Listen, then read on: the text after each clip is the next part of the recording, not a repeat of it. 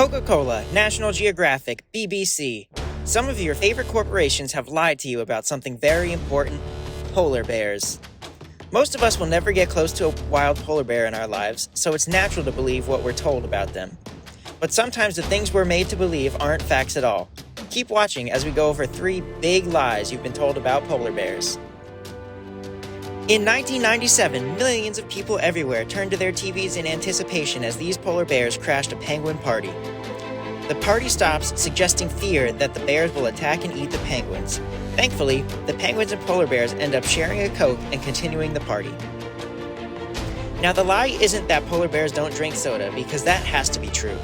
The truth about penguins and polar bears is that neither of them know the other exists and will never interact together. Aside from the Galapagos Islands, there are no wild penguins living north of the equator. On the contrary, polar bears live in the Arctic, thousands of miles north of any penguin. In 2017, National Geographic posted an ad in an attempt to warn people about global warming. The caption read, "This is what climate change looks like," over a video of a malnourished, unhealthy polar bear struggling to get by. The video was an attempt to manipulate viewers into believing the narrative that global warming is destroying the polar bear population. After over 2.5 billion views, the original photographer came forward and admitted that the polar bear she recorded was suffering from either illness, injury, or just old age, but there was no actual evidence that the bear was affected by global warming, causing backlash on National Geographic, forcing them to later admit that they went too far. Churchill, Canada is known as the polar bear capital of the world. It is home to the largest population of polar bears on the planet.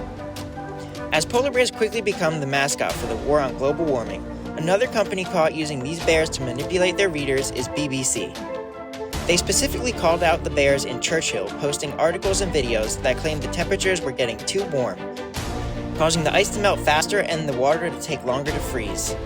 BBC used this as a chance to scare viewers, saying that bears will be forced to come ashore and be closer to people of Churchill, causing increased danger for both the citizens and the bears. These claims were quickly put to rest by the Canadian Ice Service, whose sole purpose is to monitor the ice levels in Canada. The service provided data from the last 30 years saying that the levels of ice have been consistent for at least the last 3 decades. Additionally, experts living in Churchill have all stated that each year, from July through November, the ice always freezes the same amount, and the bears stay ashore for the same duration, proving that the polar bear capital is still a safe place for these bears. It may not be in everyone's best interest to get to know polar bears up close, but it's still important to know the facts. It's not always harmful to stretch the truth, say, to promote a sugary beverage, but manipulation about climate change is taking it too far.